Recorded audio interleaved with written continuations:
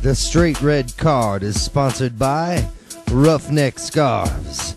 Visit Roughneck Scarves for your supporters' gear from Seattle, Portland, New York, to the Philadelphia Union, and anything MLS to the English Premier League. Visit Roughneck Scarves at roughneckscarves.com.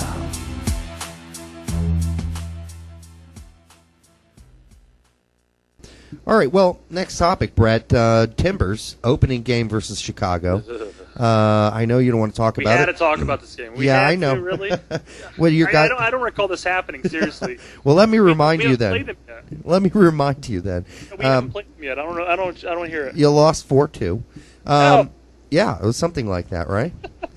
Anyhow, but beyond the fact that Chicago lost, the thing that you really want to talk about and the thing that really stands out about Portland Timbers is not just their play, because, it was really scrappy. It wasn't pretty to watch. But what was pretty to watch was the great crowds, the full stadium, the great culture they were already building there, or building on, because, of course, they've had a Division II team for so long. Timber Joe, his big chainsaw, mowing off a piece of the log every time a guy scores a goal. Well, I mean, what a great freaking idea that is. And you know what?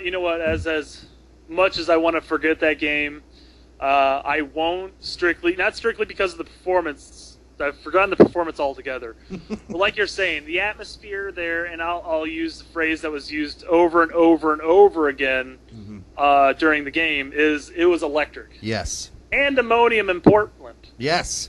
Better than Seattle. I just said it, folks. Oh, no, I will agree with you on this. Yeah. They sounded as one unit. They sounded great. I mean, it was amazing. Even if it was just the basic chants, or if they were singing a song. And I mean, I thought this was a bit strange when they were singing like "You Are My Sunshine," but necessarily, hey, it sounded great because you had 18,000 plus people all chiming in, all singing along, and I mean, it sounded good. It did. It sounded good. It felt good. And if I wasn't a Timbers fan, I wanted to be one after the game. And like I said, nothing against Seattle, because Seattle really brings it too. But I agree. There's something a little bit different about the Portland atmosphere.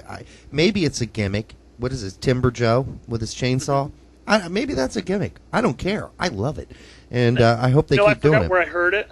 I forgot where I've heard this from. It might have been on. Might have been one of the commentators who really talked about it, but it could have just been some random person. But they talked about how Portland feels more, of the Northwestern type culture. It really feels like they're from the Northwest, whereas Seattle doesn't necessarily feel. They feel like too new age to an extent. Not necessarily that's a bad thing. Seattle, like you said before, Seattle does wonderful things. They have massive crowds. They sound great as well. They have Drew Carey instead of Timber Joe.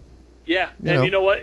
It just seems like a different culture. It seems like they're really in that region. Necessarily in comparison to what Seattle brings. And again, I'm not saying that Seattle's bad.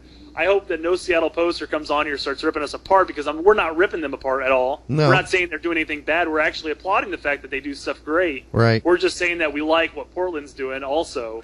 And in fact, we might actually say, we like what they're doing better. Well, yeah, I would say I like it better. And here's the thing I would say to Seattle fans. I like what they're doing. I think, I still watch Seattle games, and the little hairs stand up because the fans are so passionate about it.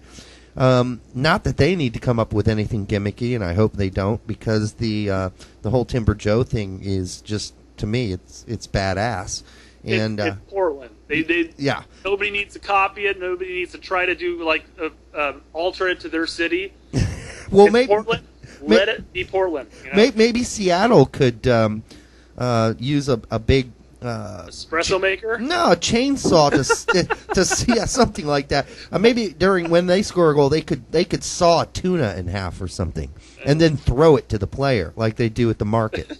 Well, no. See, now they hand out the sliced off log, the chunk of the log, to a fan in the stands. Joe runs around like, "Hey, who wants it? Who wants it?" And he hands it to somebody. Yeah, but he gets it back. Brett, he gets the log back. He does, because at the end of the game, all the players that scored the goals raise those little chips of timber in the air. Well, and wouldn't it be cool to see the Seattle guys raise a chunk of tuna in the air at the end of the game? No, I have a feeling that'd probably make the stadium smell something fun. I think we can avoid that. That's an idea. God, you wouldn't want to score like a hat trick up in Portland. I mean, could you imagine trying to lift all three of those at the same time? That'd be insane. One of those gigantic blue tunas or whatever they are. Yeah. Well, you know what? The great thing about the other great thing about the Timbers game was that ESPN gave it not only coverage prior to the game and after on PTI. Pardon the interruption. The guys on PTI, Michael Wilbon, who, I don't care what you say, maybe the guy doesn't know the sport real well, but he has been a real avid supporter of soccer, and he admits he doesn't know the game. He's not out there saying I'm an expert, but he loves and he defends the game. Tony Kornheiser, less so, but that's okay. That's okay. Well, but both of them were applauding the incredible atmosphere on their show of that Timbers game. We don't need them. We don't need either of them to really like the game or the sport. It's great that at least one of them does. Right. But we just need them to talk about it, and yes. that's the key. We need more media to talk about the sport, talk about the league. We don't need them to necessarily like the league. I mean, that's not going to be everybody's cup of joe. It should be. But I'm not. I like football, but I'm not an avid fan of it.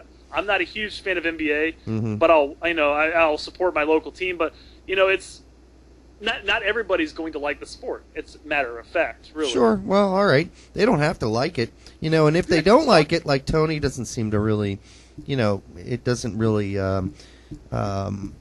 glow his balls, if you will. And I don't mean his balls. I just, the glow balls, those little toys. But it doesn't really light him up. It doesn't make him excited. But Michael certainly has. Wilbon's been around. He's been to World Cup games, and he understands the culture. He understands the excitement. He may not he may not know the difference between a 4-4-2 and a 4-2-3-1, and that's okay. But Michael doesn't. I was going to say, not there are some fans who claim they know soccer who don't understand what an actual 4-4-2 or a 4-5-1 is actually. Otherwise, we wouldn't have that topic to talk about all the time. That's true. We do talk about it a lot because people don't know the damn difference. It's not a 4-3-3. That was a 4-5-1. Right, and they're playing too much. What is it? AE Sports. Anyhow. FIFA. Right, the FIFA thing. LeBron James buys a chunk of Liverpool. And a lot of people are saying, where did that come from? LeBron goes on PTI and says, hey, I like Liverpool. I watched the team play. I know who they are. I like soccer. He actually said, I like football. He didn't say soccer. He said football. LeBron James said football. That's what I like to hear. And he even said, you know what, I'm looking forward to going out there, slapping on a Liverpool jersey during the off season, and just hanging out with those guys, and even maybe playing a little. He didn't say he'd be very good at it. He didn't say I'm going to excel, but he didn't claim he was going to be on Liverpool's lineup 2 years from now. Is Liverpool going to offer him a trial? No, that's not happening. Okay. So I know I brought that little point up and everything, but it adds to the topic because you have somebody like you mentioned LeBron, but we also saw Ocho Cinco over the off season trying out with Kansas City. God bless his soul. You're starting to see more of the mainstream sports players. I mean, we know Nash is a huge fan of the sport. He's actually really great at the game itself. Right. His brother plays in the league in Division II, right? I believe he played with. I thought he played with Vancouver while they're in Division II, but I don't know. Maybe I'm wrong. I don't know where he is now, but he did play Division II soccer. Yeah. Yeah, and we're starting to see more of the mainstream sports athletes, start to, and not even necessarily start to accept it. They may have accepted the game from the get-go. Maybe not been vocal about it, but they're coming out of the woodwork. Whether or not it's might be just the in thing to do, or if they really like it.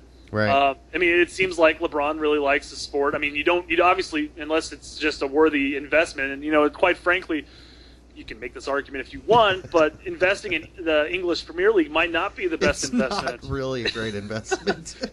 It seems like if you have a lot of money to throw down the toilet, It's a highly questionable investment at best. Exactly, yeah. But, there's this thing, not only are there a lot of hip-hoppers, rappers out there who love those jerseys, and they're wearing them now, and, I can walk around town here in Bloomington, Indiana, and I'll just, 5 years ago this would be unthinkable. I see people wearing Messi jerseys, Ronaldo,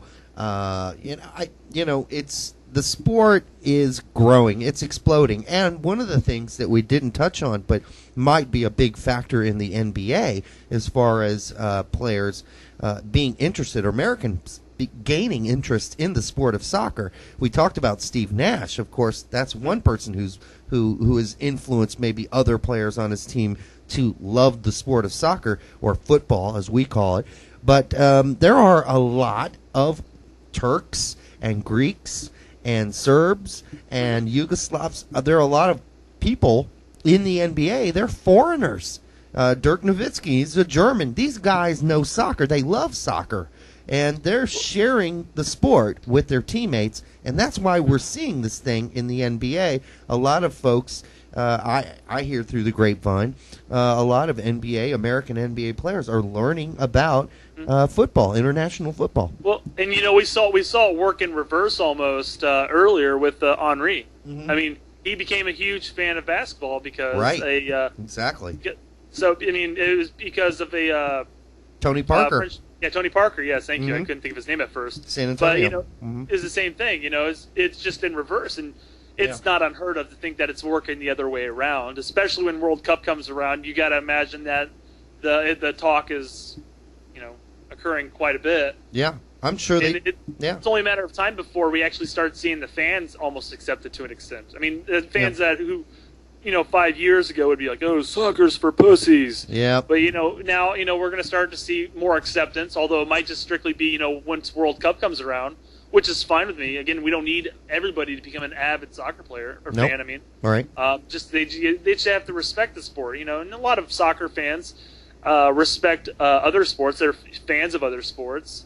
It's going to happen eventually. A lot of haters too are they're pretty concerned about the fact that so many people give a crap about soccer. Well, you're gonna start to hear them voice their opinion more often when it starts to occur more. Yeah, every World Cup, of course, we'll hear this. They're gonna cares about soccer. Yeah. Oh, soccer's terrible. Soccer's for girls. Yeah. Well, then you're probably not watching a whole lot of soccer if you think it's for girls. Anyhow, it's for men and women, obviously. But anyhow,